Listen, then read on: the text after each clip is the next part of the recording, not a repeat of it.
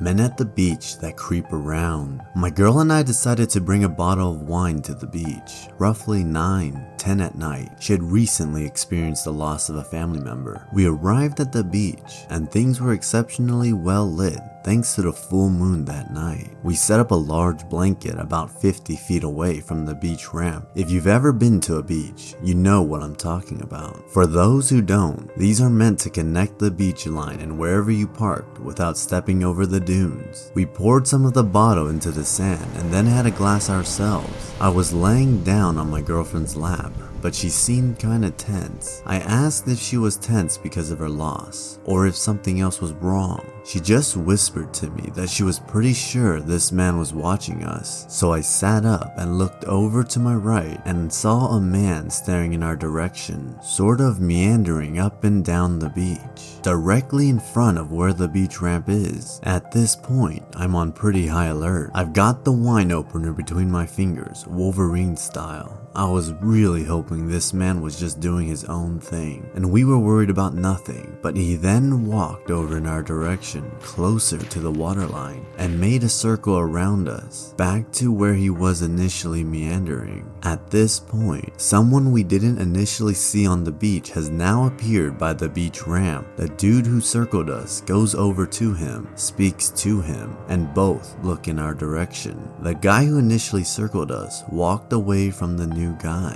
and began to make another round. At this point, I'm done. I still have the wine opener in my hand, and I tell my girlfriend that I don't care if it's illegal. We need to cut through the dunes. I wasn't about to walk right by this dude, who's still standing creepily by the beach ramp, staring our way. We grab our stuff, stand up while the circle guy is further down the beach. We booked it, full on shoeless, sprinting through the dunes. Luckily, we were parked fairly close to the ramp. I still think about this night all the time and wonder how this encounter would have differed had my girlfriend not been paying attention on the beach. Creepy man at Boynton Beach. I am a 21-year-old female. I drive from Miami to Daytona Beach almost every other week. I make sure to fuel up before I start off, but this one unfortunate day, I didn't. I left Daytona around 12 a.m. driving back to Miami. I drove a black Mustang 40th anniversary. I was literally flooring it back home through I-95. The entire route was empty other than a few trucks and small cars here and there. I was jamming to some good music, not paying much attention to what was going on with my fuel tank. Around 2:30 to 2:45 a.m., the low fuel warning came up.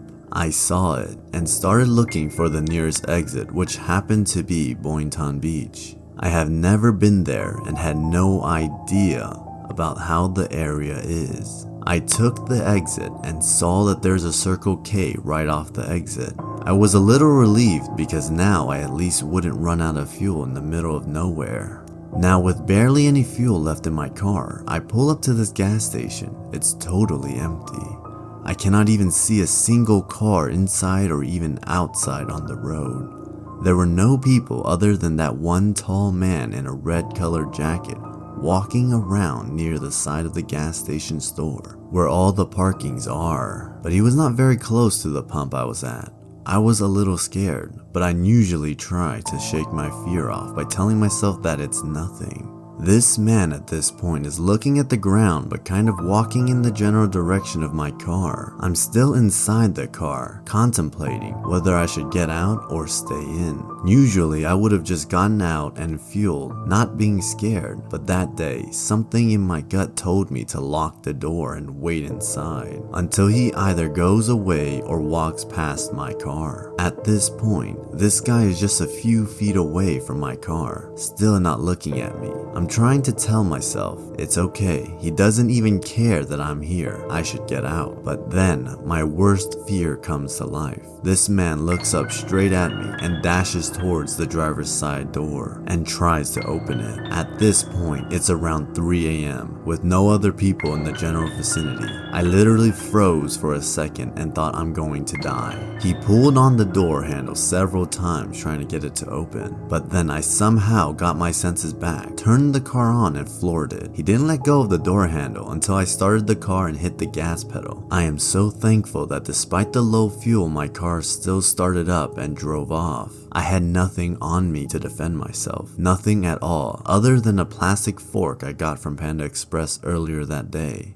Creepy beach guy wants to take photos of my sister. I went to the beach with my little sister who was 16 and her 2 friends the summer I was 24. I was home from university and she invited me along. I am really glad I did in the end. The spot we chose was far from the water and I lay my towel down on a few feet from the girls to give them some privacy. I started dozing off in the sun when I heard a man's voice join the conversation. I sat up on my elbows and watched the scene unfold. The man, a short, reddish hair stocky man, wearing cargo shorts and hiking boots and socks, crouching down in the sand in front of the girls. He didn't realize I was with them or didn't notice me. He started asking them if he could take photos of them. He was a photographer and he pulled out a shitty digital camera, like the first ever digital camera we all got for Christmas in 2004. I waited to hear what the girls would say and they agreed